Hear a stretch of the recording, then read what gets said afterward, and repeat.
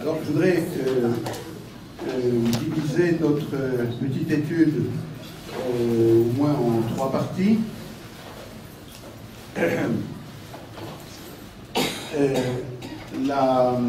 Le Maharal de Prague, que vous connaissez tous, au début du livre Netzach Israël, dit qu'on ne connaît bien une chose vraiment que lorsqu'on connaît son contraire. C'est un principe d'ailleurs qui est universel, qui, je pense, touche également aux sciences et ailleurs, mais notre propos est la galoute et la Géoula, et il n'y a probablement pas plus antagoniste que l'exil et la rédemption sur l'auteur. L'exil et la rédemption, qui s'appelle la Géoula. Et je voudrais, dans le temps qui nous est donné, proposer un schéma de réflexion, beaucoup plus que des conclusions d'ailleurs, à nous qui avons le bonheur infini et quotidien de nous trouver en Eretz Israël et qui sommes en chemin, sans aucun doute, vers la Géoula collective, mais aussi, sans aucun doute également, vers un travail assidu concernant notre Géoula individuelle qui nourrit la Géoula collective et qui est nourrie par elle.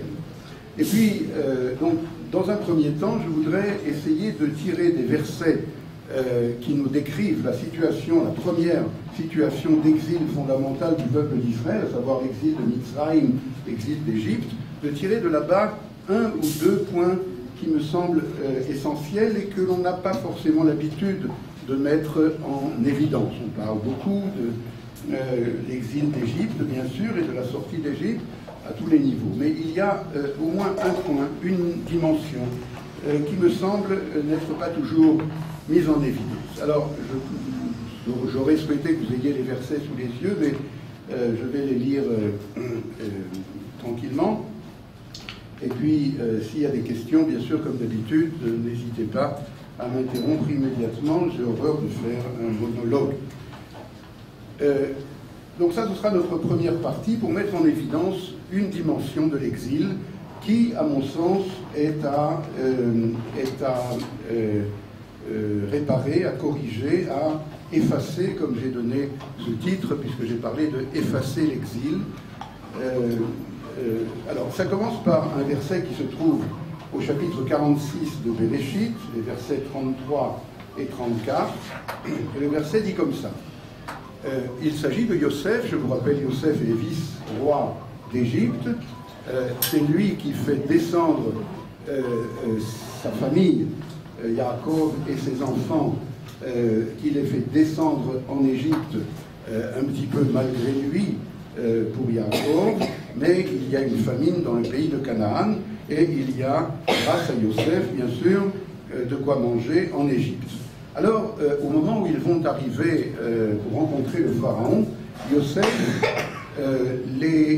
leur fait un briefing de dernière minute en leur disant ce qu'il faut dire, mais surtout ce qu'il ne faut pas dire. Lorsque le pharaon vous demandera qu'est-ce que vous faites dans la vie,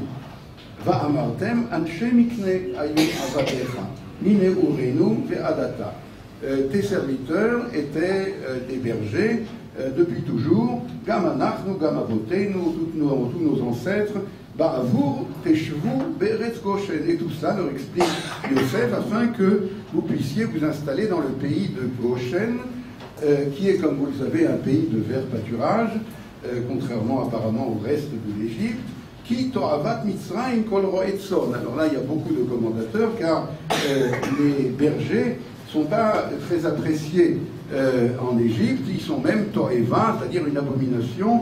Il y a beaucoup d'explications divergentes d'ailleurs dans les commentateurs. On va retenir peut-être une d'entre elles qui dit que eux, ils savent, c'est une explication qui est donnée par un élève de Rashi, qui nous dit, le Riva, Resh Yud Bet Aleph, Rabbi Yitzhak Ben Avraham, il dit que, oui, vous savez que les moutons, ou plus exactement les béliers, sont le dieu, un des dieux essentiels de l'Égypte, adoré par l'Égypte, Rabbi Avraham Ibn Ezra dit, comme c'est le cas en Inde aujourd'hui, à l'époque de Rabbi Avraham Ibn Ezra, où on respecte et on vénère les vaches sacrées, etc., on ne les mange pas.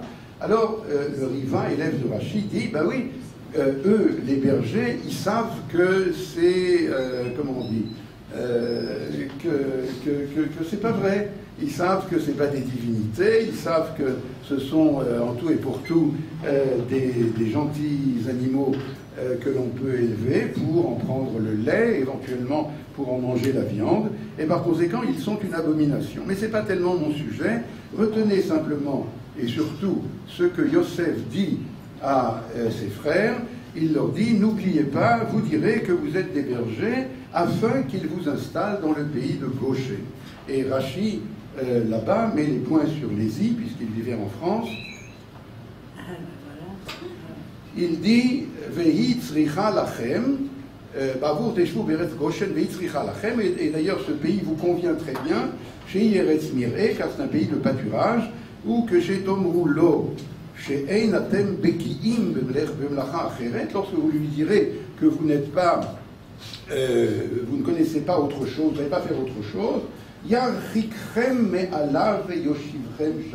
il vous éloignera de lui et il vous installera là-bas. Je continue. Un peu plus loin, au chapitre 47 maintenant, au début du chapitre, effectivement, le pharaon reçoit les frères de Yosef, il aime beaucoup Yosef et il l'honore beaucoup, comme vous savez, car il a fait une réforme, des réformes comme personne d'autre l'a fait en Égypte, agraire, économique, sociale, etc., même religieuse d'ailleurs. Vayomer paro el echav mama asechem. Et bien ça se passe comme il avait prévu. Le pharaon leur demande qu'est-ce que vous savez faire. Vayomru el paro ro etzon avadecha gam anachnu gam avotenu. Ils ont répété la leçon bien apprise. Vayomru el paro, et alors ils ajoutent la gour ba'aretz ban. Nous sommes venus pour la gour, vous retenez le mot guerre, qui veut dire étranger, on va traduire par séjourner, dans le sens pour un temps limité. On est venu le temps que ça se passe, quoi. Et puis on retourne chez nous. Qui en mir'e latson, car chez nous il n'y a pas de pâturage, car il y a la sécheresse. Qui kaved arav be'eretz Canaan ve'ata yeshvuna avadecha be'eretz Goshen. Alors permets-nous de nous installer dans le pays de Goshen. Retenez bien, ça c'est au début du chapitre 47. Et maintenant, on va lire à la fin du chapitre 47. Entre les deux, il se passe quelque chose d'intéressant. Entre les deux, Yosef, le vice-roi d'Égypte, encore une fois, va permettre à probablement des millions d'Égyptiens de survivre. Il va ouvrir les fameuses granges qui avaient engrangé pendant les années de foison et maintenant que viennent les années de famine. Alors il va nourrir et au début ils vont payer avec de l'argent, après ils n'ont plus d'argent, ils vont payer avec leurs terres, après ils vont payer avec leurs personnes, enfin bref, tout le pays d'Égypte va devenir entre guillemets esclave du pharaon. Après tout cela, ce que je vous demande simplement de vous imaginer, notre maître en Tanakh, le Rav Bachar, nous disait à propos du verset En Tsur Kelokeinu, il n'y a pas de rocher comme notre Dieu. Alors il y a un midrash qui dit En Sayar Kelokeinu, il n'y a pas de peintre comme notre Dieu. Et donc il faut essayer de dépeindre la situation. Imaginez que vous êtes frère, sœur, de Yosef, et que effectivement pendant cette année-là, Yosef, vice-roi d'Égypte, c'est lui qui va littéralement sauver l'Égypte tout entière. Dites-moi, comment vous allez vous sentir, vous les frères et les sœurs, enfin, la famille de comment on dit, à la Gova, enfin, c'est bien, quoi. Alors, à la fin du chapitre 47, et c'est une analyse extrêmement pertinente que font les commentateurs, à la fin du même chapitre 47, après qu'ils avaient dit au début, un petit peu impressionnés par le pharaon d'Égypte et comment, la superpuissance de l'époque, il lui avait dit au début on est venu pour séjourner et puis on repartira dès que possible. À la fin du chapitre, ils ont changé d'avis. Vayeshev Yisrael be'eretz Mitzrayim be'eretz Goshen vayeachzu ba vayifru vayirbu me'od. C'est-à-dire, Israël se sont installés, Vayeshev, dans le pays d'Égypte. dans le pays de Goshen. C'est très curieux d'ailleurs, parce que, alors qu'on vient d'apprendre plus d'une fois que Goshen c'est en Égypte, maintenant le texte vient nous préciser dans le pays d'Égypte, dans le pays de Goshen. Et faites bien attention d'ailleurs à l'ordre des choses. Encore si on avait dit dans le pays de Goshen, dans le pays d'Égypte. Non, ils se sont installés dans le pays d'Égypte, dans le pays de Goshen. Vous entendez la musique? La musique, c'est que ils vont, comme va nous expliquer le Kli Yakar, ils vont s'efforcer en fait de sortir du ghetto global collectif de Goshen pour devenir égyptiens, quoi, avec les autres, dans le pays de... alors nous, c'est vrai qu'on fait partie de la province de Goshen, mais enfin, on est égyptiens, quoi. Vous entendez ce son de cloche de la part des frères de Yosef, le vice-roi d'Égypte, qui a sauvé tout le monde. On peut imaginer comment ça se présente. Alors, et puis le verset nous dit, Vaye Arzuba. Ils ont littéralement pris des possessions là-bas. Le Kli Yakar, le Rav de Lunchitz, qui est contemporain du Maharal de Prague et du Shla, du Shnei Luchot Habrit et d'autres, le Kli Yakar a eu beaucoup de problèmes dans sa vie parce que d'ailleurs comme le Maharal et comme le Shnei Luchot Habrit, il ne mâchait pas ses mots, comme on dit ça, il disait la vérité d'une façon claire et pas enveloppée. Alors je cite quelques phrases, il y en a d'autres. Kol pasuk ze be'ashmat bnei Israël ou medaber. Tout ce verset ne fait que parler en culpabilité d'Israël. Ki akadosh baruch hu gazar alehem ki geri yezaracha. Dieu avait annoncé à l'ancêtre Abraham, ta postérité sera étrangère. Vehema bikshu liyot toshavim, et eux ils ont voulu être citoyens. Ça vous rappelle probablement quelque chose, cette volonté d'être citoyen parmi la République, parmi le Makom chez Nixar Alehem Gerut, alors qu'on leur avait décrété d'être étrangers. Hapasuk ma'ashima ma'yeshiva zo shebikshu achuza be'eretz nola. Ils ont même commencé à acheter des villas, des propriétés, des vélo kach amru el paro la gour ba'aretz banu. Alors le Kli Yakar dit mais attends, est-ce que c'est pas comme ça qu'ils avaient demandé au départ d'être étrangers, d'être résidents, séjournés pour un temps avec un permis de résidence? C'est ce que je sais, métèque. Ça on dit non? Hein, les métèques. Melamed, Shemitrila, Loyardou le Ishtakea, Shama et Dalagour. Au début, ils étaient venus simplement pour y séjourner, Kemedaïr Vedaïra, pour y rester quelque temps. Ve Arshav Chazrou Midivrehem. Et voilà qu'ils ont. Ils se sont. Ils ont changé d'avis.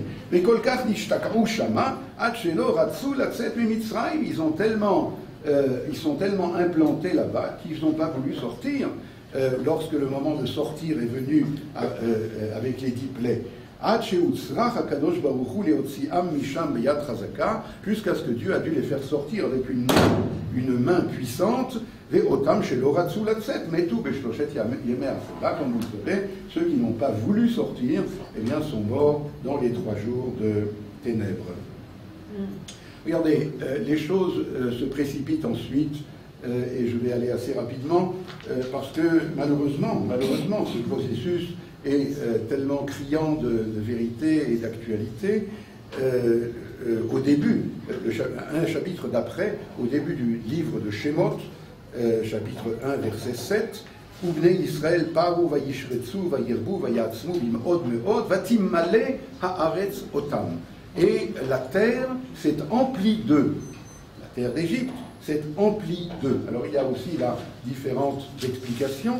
Je cite celle du natif de Vologine, à Emek Davar, il dit on aurait dû dire la terre s'est emplie d'eux. C'est comme ça que j'ai traduit d'ailleurs, c'est le sens littéral.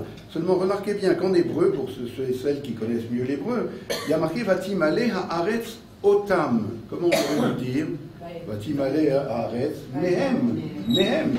La terre s'est emplie de eux. Or, il y a marqué otam. Et, comme vous le savez, peut vouloir dire complément d'objet direct, mais peut aussi vouloir dire avec.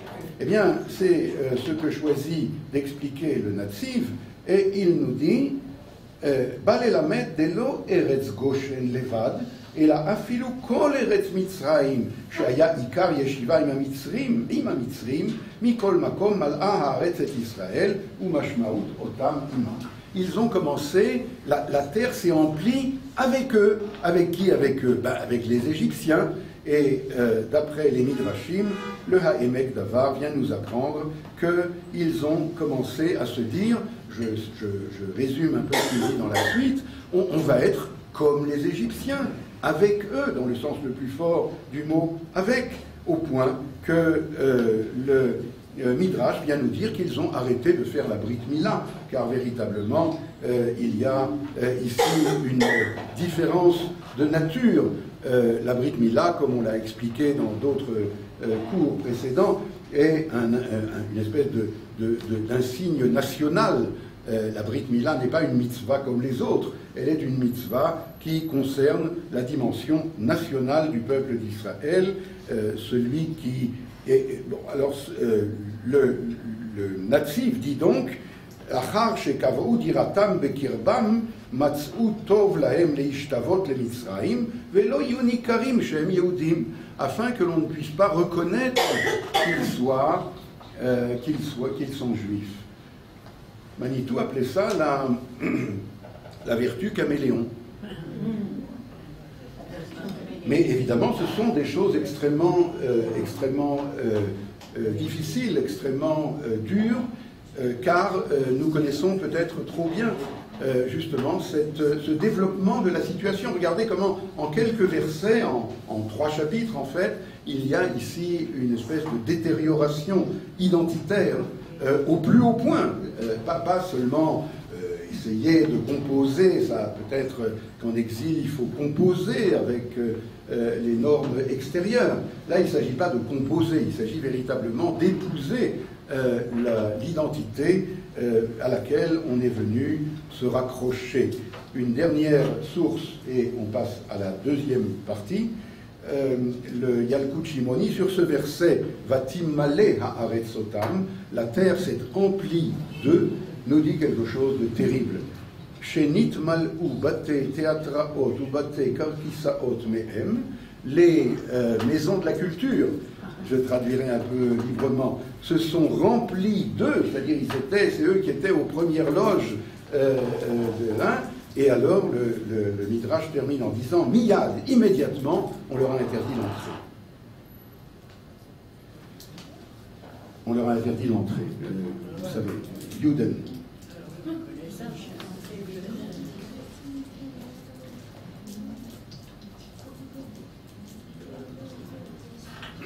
Je crois que je vais un petit peu vite, mais c'est parce que je veux arriver à des choses quand même un peu plus, comment dire, un peu plus positives.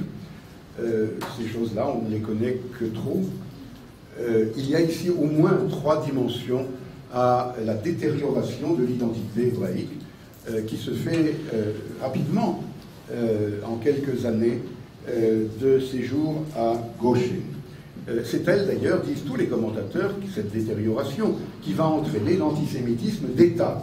Il y a d'autres formes d'antisémitisme, mais l'antisémitisme d'État va être à la suite de, justement, cet abandon identitaire de la part du peuple d'Israël. Comme vous le savez, la tribu de Lévi, pour être absolument objectif, elle va garder les racines de son identité héritée des patriarches. Alors, je crois qu'il y a, si on résume les sources que nous avons apprises jusqu'à maintenant, il y a au moins 3 dimensions à cet abandon de l'identité hébraïque. On pourrait, comme toujours, séparer par l'espace, le temps et la personne. Au point de vue espace, eh bien, Vatim Malé Haaretz Otam, c'est-à-dire qu'au lieu d'être, comme Yaakov l'avait demandé au départ, à part, éloigné du reste de l'Égypte, eh bien, ils vont déborder assez rapidement les frontières du ghetto que leur ont imposé les ancêtres, et puis venir se mélanger avec l'ensemble de la géographie de cette puissance impure qui s'appelle Mitzrayim. Au point de vue du temps, eh bien, c'est ce qu'on a dit. Ils étaient venus provisoires et ils ont voulu devenir citoyens, c'est-à-dire Keva, Toshav, Keva, comme on dit ça, se fixer, quoi. Et le côté provisoire, étranger, métèque de cette résidence va assez tôt disparaître. Au point de vue du peuple, eh bien, c'est ce que nous avons dit à propos de la Brit Mila, ils vont très rapidement abandonner ce qui fait peut-être la différence essentielle au niveau du nefesh de la personne d'Israël, et particulièrement en Égypte, où véritablement ils vont, à partir de là, devenir comme les Égyptiens. La maladie dont il est question, c'est là que je voulais en arriver avec tous ces textes. La maladie dont il est question, et le point qui me semble important de mettre en évidence, et que pas toujours on met en évidence, c'est vouloir effacer les différences. Je me rappelle que quand j'étudiais en France, il y a longtemps de cela, très longtemps, en première année de sociologie, alors j'avais un professeur marxiste, bien entendu, que j'aimais beaucoup, qui s'appelait Henri Lefebvre, et il avait écrit un livre qui m'avait beaucoup marqué, qui s'appelait Le Manifeste de la différence. Et il avait de très bonnes idées, de très bonnes intuitions sur le fait que, contrairement à ce que nous voyons de nos jours, je pense de plus en plus à tous les niveaux, que ce soit au niveau culturel, ou bien au niveau économique, ou bien au niveau social, on a une tendance, et je suppose que je ne vous apprends rien, une tendance à niveler, d'ailleurs en général vers le bas, tout le monde il est pareil, tout le monde il est pareil, tout le monde il est pareil. Ne me demandez pas ce que c'est pareil, parce que tout le monde justement il n'est pas pareil. Mais enfin, on ne dit plus, comme vous le savez, c'est devenu tout à fait politiquement incorrect de parler de garçons et de filles. Tout le monde il est pareil. C'est tout à fait incorrect de parler d'Orient et d'Occident. C'est pareil. D'ailleurs, l'Orient est venu en Occident, et donc l'Occident est devenu Orient, donc tout le monde est pareil. Vous voyez ce que je veux dire? Pas l'islam, quoi. Et donc tout le monde il est pareil. Je crois que de moins en moins, à part le peuple d'Israël, de moins en moins, il y a une revendication de la différence. La revendication de la différence, c'est quelque chose qui est de plus en plus concentré autour de notre identité, de l'identité d'Israël, et de ceux qui peut-être s'identifient, même s'ils ne sont pas juifs, mais avec justement ce point-là de la revendication de la différence. Et c'est là-dessus que je voudrais passer à la suite de cet exposé. Effacer l'exil, c'est effacer ce qui efface les différences. L'exil, de notre point de vue, et on peut considérer d'autres directions, mais de notre point de vue, l'exil, c'est d'abord et avant tout la situation d'exil, pas simplement du point de vue historique, mais du point de vue rouhani, du point de vue psychologique, du point de vue spirituel. Il s'agit d'être comme les autres, avec, bien entendu, chacun peut avoir, est-ce que je sais, moi, comme aux États-Unis, par exemple, vous le savez, on a le droit, c'est tout à fait même respectable, et peut-être plus, que d'appartenir à un club. Alors, comme il y a un club de, est-ce que je sais, moi, de mosaïque, il y a un club de religion, alors lui il est au club catholique, et lui il est au club juif, ça va, jusque-là ça va, parce que c'est un club, quoi. On fait partie d'un club, et c'est bien. Mais il y a au-delà de cela, c'est-à-dire si on va considérer qu'il y a ici une identité, au sens le plus fort du mot, une manière d'être totale, de penser, de vivre, de manger, et de fonder une famille, etc., eh bien, cela, c'est quelque chose qui est de plus en plus, comment on dit, condamné. Une toute petite parenthèse pour que les choses soient encore un peu plus claires. Nous avons lu hier la paracha de Matot, et vous savez qu'au centre de la paracha, il y a, vous avez remarqué, vous n'avez pas encore interrompu, c'est-à-dire j'ai l'impression que je dis des choses qui sont tellement banales que vous savez déjà depuis tellement longtemps que vraiment je me demande si je vous apprends quelque chose. Hein? Mais c'est un point qui me...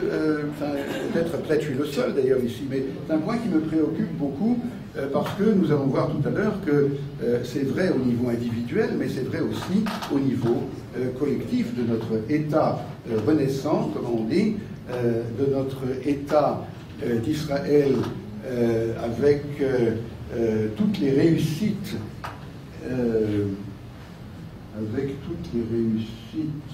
j'avais un gros livre, vous n'avez pas vu? Un gros livre avec moi? Non? Hein? Vous êtes là-bas? Bon, on va le prendre tout à l'heure. Je vous en parlerai, je l'ai amené parce que c'est un livre qui me semble extrêmement important, justement par rapport à ce sujet. Le pays d'Israël, bien entendu, est un pays qui est à la bracha, quoi. Il est en explosion de réussite dans tous les domaines. C'est ce que je vous montrerai d'ailleurs dans ce livre qui est paru il n'y a pas très longtemps, qui s'appelle Hanevoa. Quelqu'un connaît ce livre? Vous connaissez? Vous connaissez le livre Hanevoa? C'est ça, Rachel est à l'origine de cela. C'est un livre à mettre entre toutes les mains. Merci beaucoup. Bon, puisque j'ai commencé à en parler, je vous en dis quelques mots comme ça. Alors, regardez, il est paru il y a quelques mois, et c'est absolument ahurissant. Ce livre-là, après je ferai le lien, comment j'en suis arrivé là. Quoi? Il a écrit. Oui, qui a écrit, c'est un collectif de gens, dont des gens bien connus comme Hagi Ben Artzi et comme Guy Bechor et encore bien d'autres, mais sous l'impulsion du Rav Shmuel Eliyahu, et il a été publié par nos amis le Rav Rafi Atiya. Et je vous donne juste, comment on dit, un avant-goût de ce qu'il y a dans ce livre. Dans l'introduction, il dit que qu'ils ont pris une trentaine, parmi beaucoup d'autres, une trentaine de prophéties des prophètes d'Israël. Et il montre, mais en des termes qui sont à mettre entre toutes les mains, c'est-à-dire en des termes objectifs, d'économie, de degré, par exemple, le fait que les moissons, comme on dit, la Yevoul, la production agricole en Israël, par Dunam, est à tant et tant et tant de fois, il n'y a que des chiffres, enfin, dans ce livre, ou presque, et tant et tant et tant de fois plus que dans tous les pays du monde. La production de lait par vache israélienne. Où est-ce que Akadosh Baruch Hu va la production de lait par vache israélienne, que je ne dise pas de bêtises. Vous voulez absolument savoir? Oui, c'est vrai. Vous voulez absolument savoir? Je vais vous dire, si j'arrive à le retrouver rapidement. Voilà. Bon, je ne me rappelle plus, mais enfin, les chiffres extrêmement impressionnants. Ah voilà, on va y arriver ici, je crois. Voilà.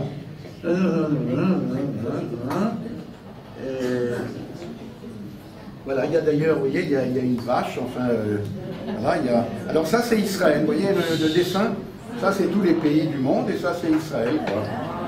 Voilà. Le bleu, là, c'est Israël. Bon, et tout est comme ça. Alors, ils ont pris donc 30 prophéties sur tous les domaines, de la démographie, de la lutte contre les ennemis, de la force militaire, de l'agriculture, bien entendu. Qu'est-ce qu'il y a encore bien entendu, de la densité de l'étude de la Torah et des yeshivot,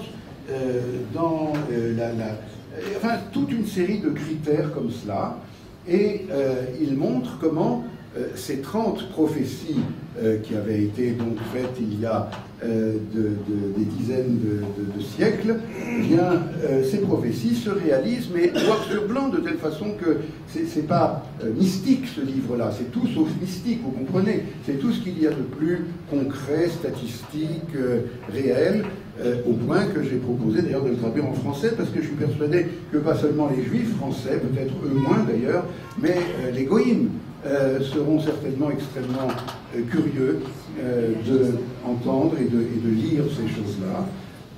Juste à titre de comparaison, dans son introduction, il dit, et je serais heureux de savoir si quelqu'un pense autrement ici, mais il dit, chez les goïms aussi, il y a eu toutes sortes de prophéties au cours des siècles.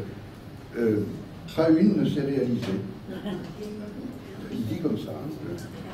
Nostradamus, paraît-il, était juif. Alors, comment est-ce que j'en suis arrivé là?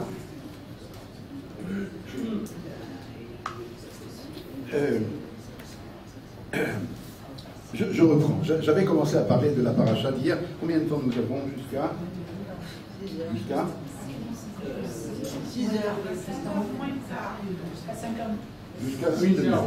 Alors, d'abord, c'est ça, encore une demi-heure. Alors, d'abord, je voulais parler un tout petit peu, une parenthèse sur la paracha d'hier, parce que c'est la paracha d'hier, donc c'est pas par hasard. Là-bas, on a exactement le même schéma, bien que dans un contexte historique complètement différent, avec l'histoire d'Ebné Gad et d'Ebné Réhouven. Vous le savez, le peuple d'Israël, sous la direction de Moïse, vient après 40 ans de désert. On est maintenant à la nouvelle génération, celle qui va rentrer, Ba'é Haaretz, qui va rentrer dans le pays, et les tribus de Réhouven et Gad, arrivant avec tout le peuple d'Israël dans la région qu'on appelle Ever HaYarden, en Transjordanie, après la conquête de ces pays par Sichon Ve'og, par Moïse et tout le peuple, eh bien, ils disent, on est arrivé où Miknerav Haya, l'Ibn Gad, l'Ibn Réhouven. Ils avaient, eux aussi, vous voyez que c'est le même sujet, beaucoup de troupeaux, ils étaient un peuple de bergers, et ils ont dit, ben voilà, le Golan et tout ça, c'est des régions extrêmement pleines de pâturage, et donc on veut rester ici, de l'autre côté, et Alta Virenu et Yarden ne nous fait pas traverser le Jourdain, et à ce moment-là, vous le savez, Moïse se met, en tout cas apparemment, dans une colère extrême, en tout cas une colère pédagogique, une colère qui va traverser les générations, et il leur dit, est-ce que vous voulez réitérer la faute des explorateurs d'il y a 40 ans? Alors on se demande, finalement, bon, peut-être ils n'ont pas mis les formes, etc., mais bon, ils sont des bergers, il y a des pâturages, Mabaya, comment est-ce que, pourquoi est-ce qu'il faut il y a dans cette faute des Bnei Gad et Réhouven un modèle, un schéma qui ressemble étrangement à ce qu'on a vu tout à l'heure à propos des Hébreux en Égypte.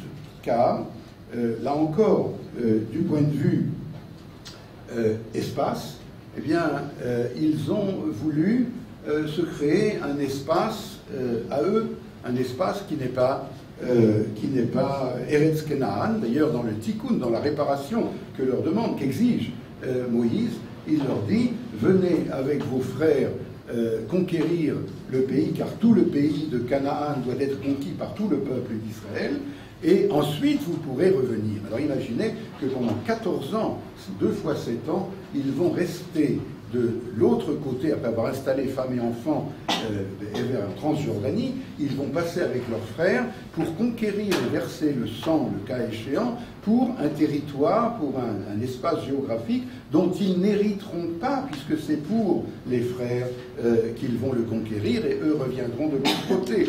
Alors évidemment que ça crée des liens. En tout cas, dans un premier temps, ils voulaient se séparer de cet espace identitaire qui s'appelle Eretz Israël.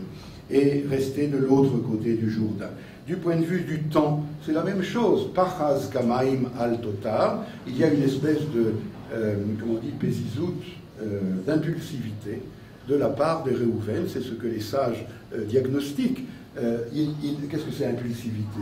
Impulsivité, ça veut dire on met la fin avant le début. Ça vous va comme définition? La charrue avant les bœufs, d'accord. Eh bien, ils sont arrivés, Vayar Réchit l'eau, ils sont arrivés au début d'Eretz Israël, et puis ils disent, ça y est, pour nous c'est la fin, on est là, on est arrivé. Et il y a donc là aussi une volonté de ne pas se relier avec le développement de l'identité d'Israël dans le temps. Et puis, troisièmement, eh bien, il y a, et ça va durer tout au long des générations, il y a des textes très précis là-dessus, ils vont constituer, et c'est perçu comme ça par le peuple d'Israël, comme une identité rivale. Je voudrais dire quelques mots là-dessus, parce que ce sont des choses auxquelles on ne fait pas forcément attention, mais déjà, il y a une cinquantaine d'années, Manitou nous avait mis en garde contre cette possibilité de identité, pseudo-identité juive d'exil qui va vouloir rivaliser avec l'identité juive d'Eretz Israël. Alors peut-être que vous connaissez que des juifs qui ne demandent qu'à venir nous rejoindre. Moi aussi j'en connais, Baruch Hashem, quelques-uns, mais il y en a aussi d'autres. Prenez les juifs, j'ai parlé des États-Unis tout à l'heure, prenez certains juifs qui votent démocrates aux États-Unis. Nous savons qu'ils sont, vous connaissez Street, comment ça s'appelle? J Street. C'est un organisme qui est peuplé par des juifs, enfin, qui a été fondé par des juifs, et qui est antagoniste avec l'État d'Israël d'une façon active, extrêmement active même, avec des budgets importants. Même chose à propos de la DBS, enfin qui veulent boycotter Israël. Il y a là-bas un bon nombre de juifs, contrairement à ce que l'on pense, d'étudiants en particulier. Et puis, pourquoi aller très très loin? Vous savez aussi bien que moi qu'il y a en France quelques groupes qui... Il y a un petit film, par exemple, je pense qu'on peut voir sur YouTube, un petit film près d'une heure. Je ne citerai pas le nom, vous pouvez le retrouver, avec un rabbin éminent, et le film s'appelle « Faire sa alia, point d'interrogation ». Voilà. Et donc, évidemment que ça parle tout seul. Alors, mais il fait ça, parce que c'est vraiment quelqu'un d'intelligent, il fait ça d'une façon intelligente. Il va pendant près d'une heure démonter toutes les motivations que peuvent avoir les Juifs pour venir en Israël. Il ne dit jamais qu'il ne faut pas.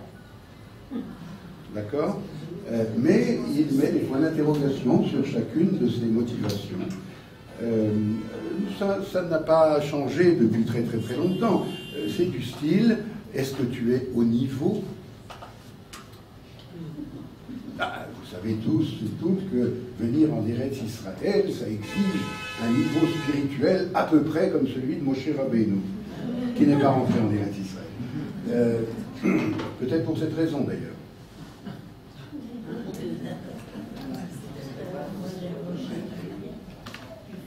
Quoi?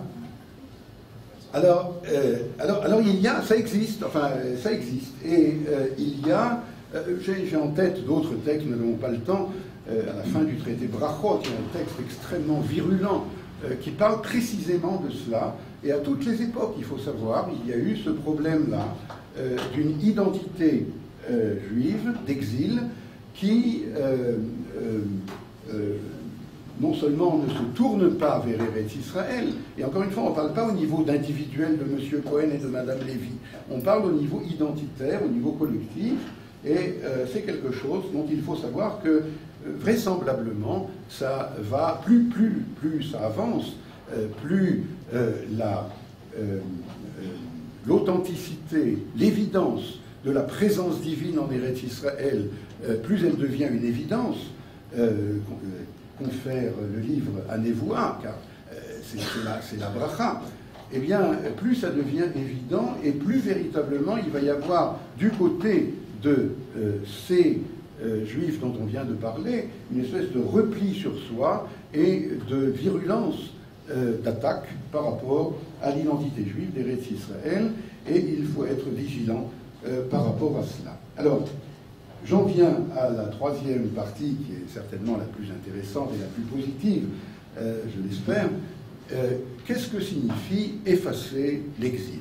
Qu'est-ce que nous devons envisager? Je suppose que cette petite liste que je vais dresser avec vous est évidemment pas exhaustive, mais à la suite de tout ce que nous venons d'apprendre, eh bien, il est clair que si l'exil, encore une fois, en tant qu'effacement de l'identité d'Israël, de l'identité hébraïque, si l'exil agit sur les Juifs au quotidien, à tous les niveaux, malgré eux, peut-être d'une façon subconsciente, inconsciente, peu importe, mais en tout cas, l'exil est une maladie, comment on dit, mamhir, pas chronique, comment?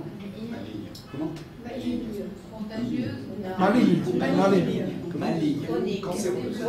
Cancéreuse. Maligne. Une maladie, une tumeur maligne. Voilà. Eh bien, nous devons être plus malins que le maligne. Hein, voilà. Ah, malin, comment ça s'appelle?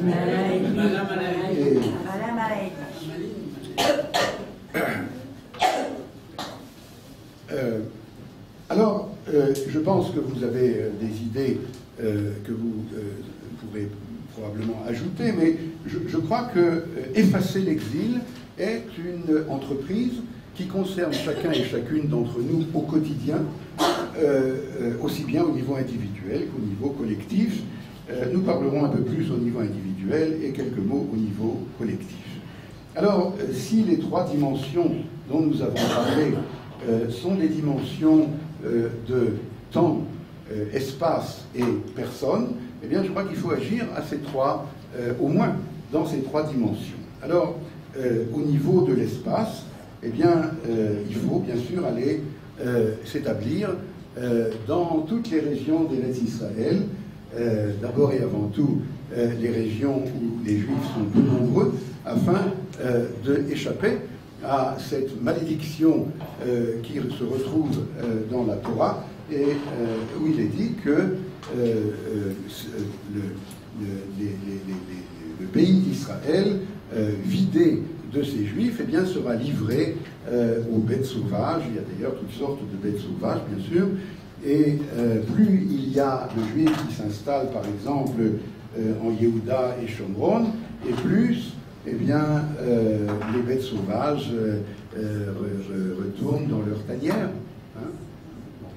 Alors, et puis, pour ceux qui n'ont pas encore la chance de pouvoir habiter là-bas, alors au moins soutenir par toutes sortes d'actions et d'entreprises, soutenir cette Itiyashvut. Parler l'hébreu, bien sûr, bon, ça c'est banal, mais il faut quand même le dire, surtout s'il y a des nouvelles venues parmi vous, je ne sais pas, mais c'est vrai que le prochain séminaire se fera en hébreu. Hein, voilà. Au moins un jour, peut-être en hébreu facile, on peut essayer une fois de faire un tel exposé. Si j'avais parlé français en hébreu, vous auriez compris, quoi. Alors ça, c'est par rapport à l'espace, disons, au sens large. Par rapport au temps, le temps, ça va avec la Torah, les bâtisseurs du temps. Eh bien, d'abord, j'avais une fois parlé de cette expérience personnelle que lorsque je suis arrivé en Israël, ça remonte à beaucoup de dizaines d'années, la première chose que j'avais commencé à faire, c'était de noter les dates hébraïques, de me couper des dates, hein, et sur les chèques, etc. Alors, quelqu'un m'avait demandé à plusieurs reprises, à l'époque, on m'a demandé, mais vous êtes sûr qu'ils vont le recevoir à la banque? J'ai dit oui, j'ai vérifié, mais je conseille parce que ça met les idées en place, ça donne un ordre intérieur d'identité, mais soudard, quoi. On sait dans quel temps on se trouve, et comme vous le savez, la Kedusha, puisque c'est de cela qu'on parle, mon sous-titre c'est Sainteté de la différence, c'est presque un pléonasme, parce que le mot Kedusha veut dire d'abord et avant tout différence. Eh bien, être différent, c'est d'abord et avant tout penser le temps différemment, penser en date hébraïque, parler hébreu, vivre hébreu, et de cela nous allons parler encore un petit peu. Et puis aussi peut-être fixer, vous vous rappelez, séjourner ou bien fixer. Eh bien, là où il faut se fixer, c'est dans la Torah. Kva itim la Torah. Et pour tous ceux et pour toutes celles qui souhaitent étudier la Torah, eh bien, c'est le moment peut-être quand même de dire un mot pour cette merveilleuse midrasha à laquelle nous avons la chance de participer. Je crois que la kiviout, comme on dit, les dames avec qui nous avons la chance d'étudier depuis maintenant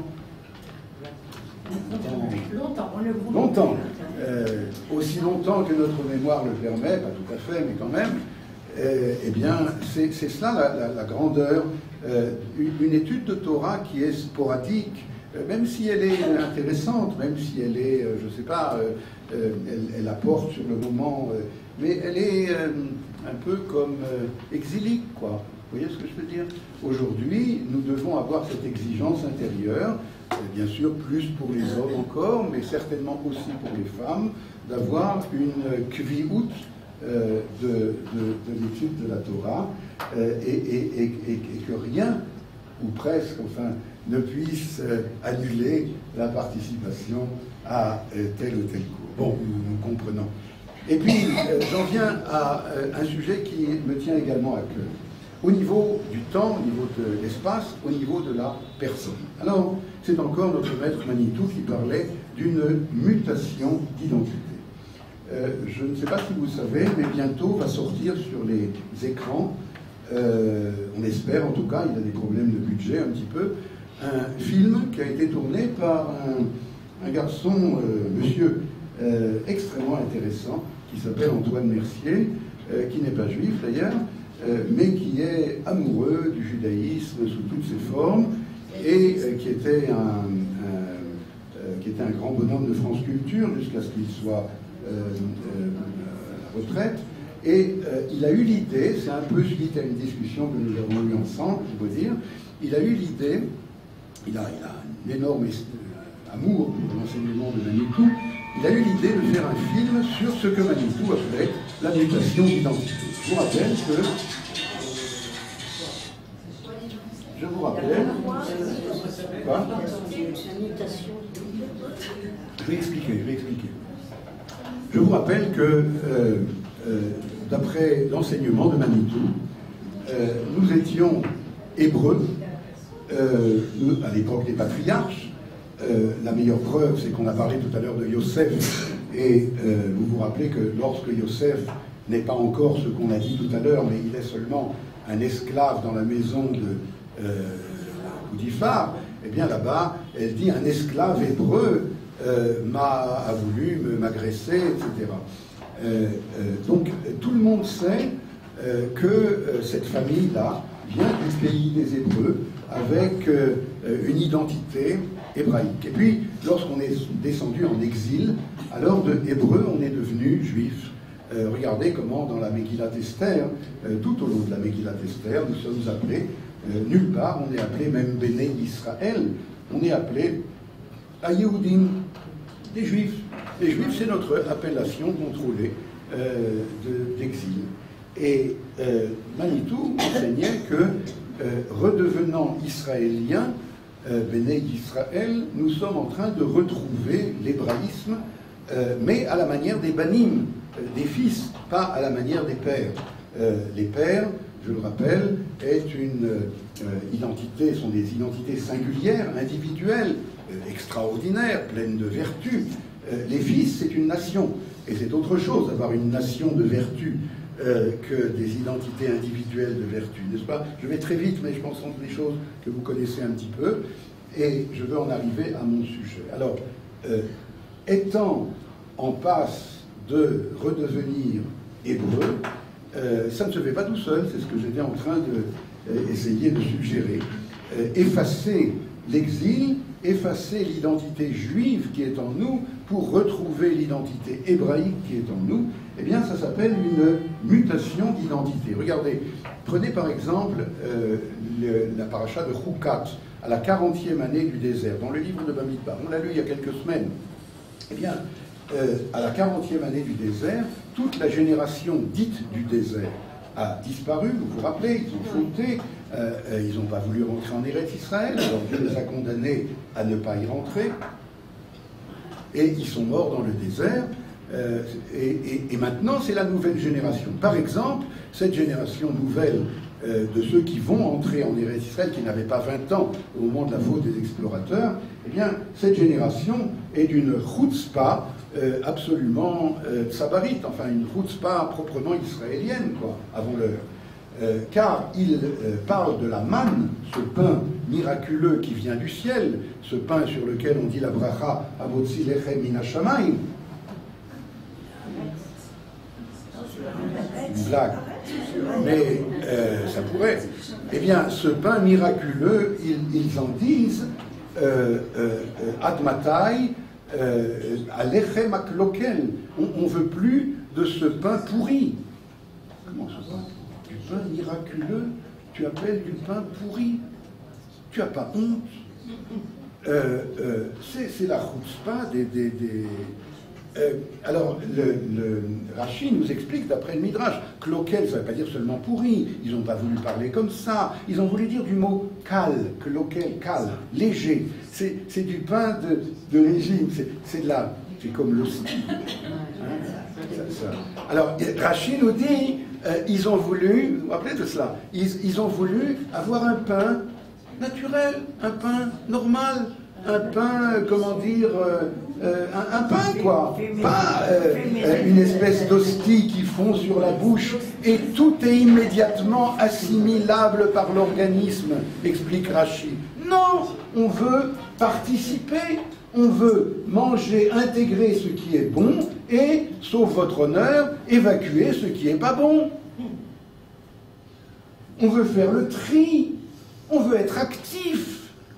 On veut être participant, on veut aller à Tzahal, non, c'est pas encore, on veut... Alors, il y a ici quelque chose d'essentiel dans la mutation d'identité. On veut être naturel, normal. Alors là, je vais sur un terrain glissant parce que il y a bientôt les élections et il y a un parti, comme vous le savez, qui voudrait absolument qu'on retrouve notre normalité. Alors, si on avait le temps, peut-être une autre fois, il faudrait faire un symposium sur ce que c'est la normalité. Parce que maintenant, on ne sait plus très bien si être normal... Vous savez de quoi je parle, n'est-ce pas? Oui, oui, oui. Ceux qui savent ça. Eh bien, alors quoi? C'est ma liot am normali be'artzenu. Bon. Alors, en tout cas, c'est ce que voulaient cette nouvelle génération. Ils voulaient être normaux. Comment ça, normaux? Tu es juif, tu sais pas, tu veux pas être normal? Alors, il y a ici une espèce de dialectique extrêmement intéressante. Extrêmement intéressante. Est-ce que être juif, hébreu, je ne sais déjà plus, c'est être normal ou c'est être anormal? Je me rappelle Zichro Livracha. Tu as connu certainement le grand rabbin Shushna, Zichro Livracha, un vrai juif, comme on les aime.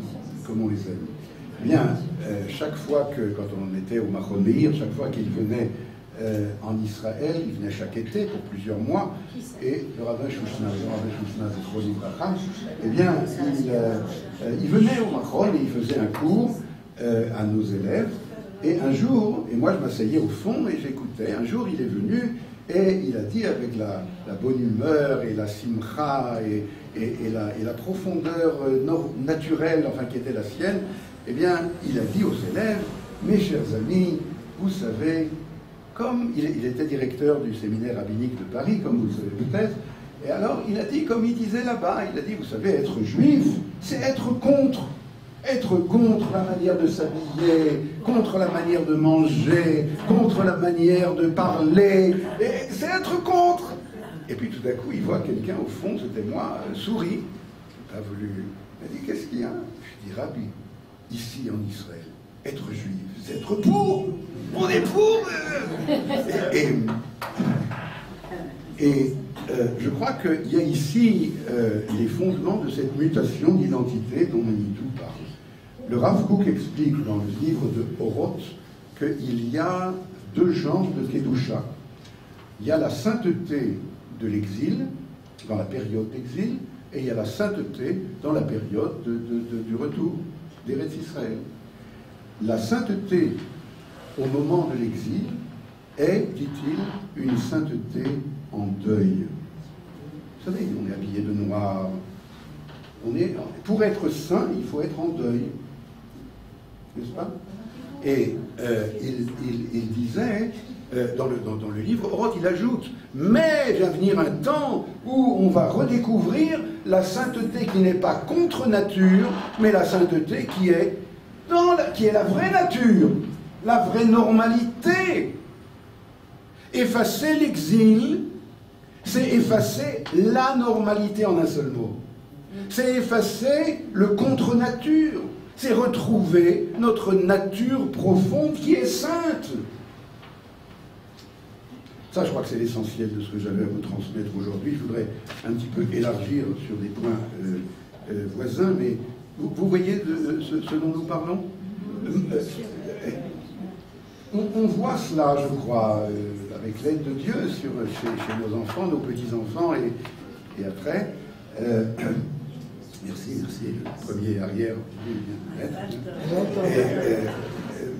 Et finalement, j'ai l'impression que le crescendo, comme on dit, plus ça va, plus les générations avancent en Eretz Israël, à l'ère d'Eretz Israël, à la terre d'Eretz Israël, et plus ce qui était pour nous contre nature devient une véritable nature. C'est mon impression, oui. Oui. J'ai un peu comme vous dites, sainteté, c'est de l'exil, c'est être en deuil. C'est antinomique. C'est contre nature. Oui, parce que oui, ce serait plus. Parce que sainteté et deuil, ça fait un peu. Non. D'abord, je dois préciser. Le Rav Kook lui-même, je n'ai pas pris les références, le Rav Kook lui-même dans Oroth nous parle de la différence entre sainteté contre nature et sainteté naturelle.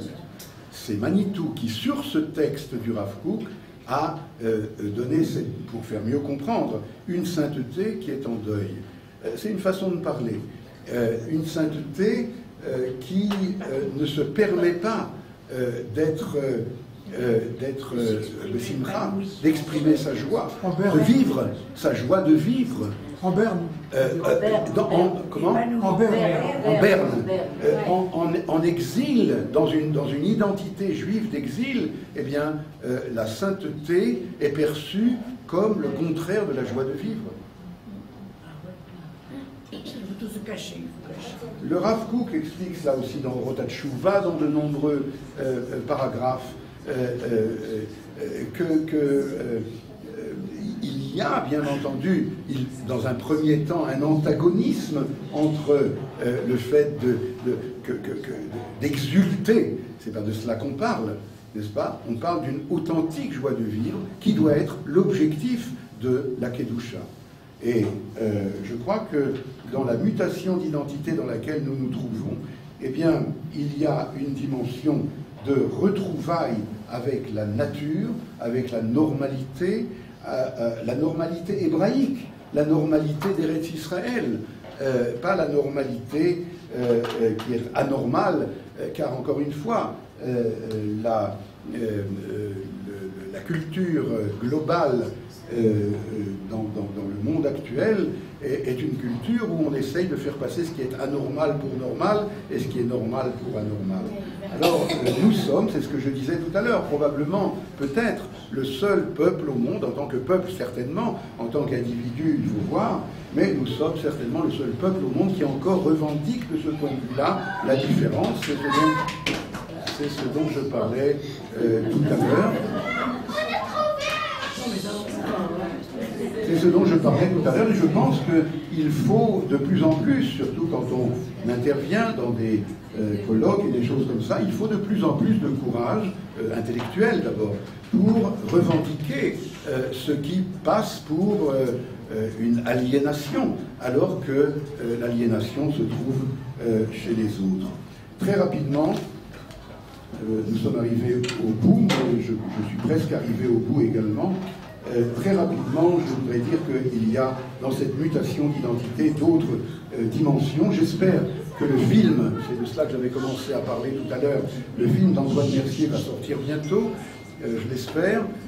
Il a interviewé quelques dizaines de juifs, d'ailleurs francophones. Malheureusement, je voulais qu'il interviewe aussi des purs israéliens en traduisant, mais il a dit que ça fera un décalage. Et en tout cas, il a interviewé quelques dizaines de personnes qui, justement, véhiculent ces données de Hanava, d'une modestie infinie, d'une normalité au sens où on vient de le dire, d'une gvoura, comment Manitou traduisait la gvoura, vous vous rappelez? Hein? Comment il disait? M'échappe à l'instant, il parlait de la... en tout cas, gvoura dans le sens de se vaincre soi-même, n'est-ce pas? Et puis une indépendance également qui va de pair avec atzmaout, atzmiyut, qui va de pair avec le fait de redevenir soi-même. Lorsqu'on redevient soi-même, alors on n'essaye pas de composer avec des identités chez lesquelles on est en provisoire. Voilà, je crois que j'ai essayé de passer en revue toutes sortes de données, la donnée essentielle étant ce que j'appelle la sainteté de la différence, dans le sens que nous avons élaboré, de savoir que tout ce qui, de plus en plus, dans le vocabulaire international, dans le vocabulaire de la culture globale, semble être normal, devient pour nous, se révèle comme anormal, et vice-versa. Et nous sommes heureux de pouvoir revendiquer avec enthousiasme cette identité différente, qui ne demande d'ailleurs que émerger à la face de l'univers, et que petit à petit, l'ensemble des nations viendront nous demander cette dimension d'authenticité dont elles ressentent profondément qu'elle est ici. Et procurez-vous le livre Anévoa. C'est une espèce de cure de bonheur, d'optimisme, de tout ce que vous voulez. Et je crois que il faut l'acheter et le faire acheter. J'ai pas d'action dans la maison, mais je suis très enthousiaste de lui. Dans toutes les bonnes librairies.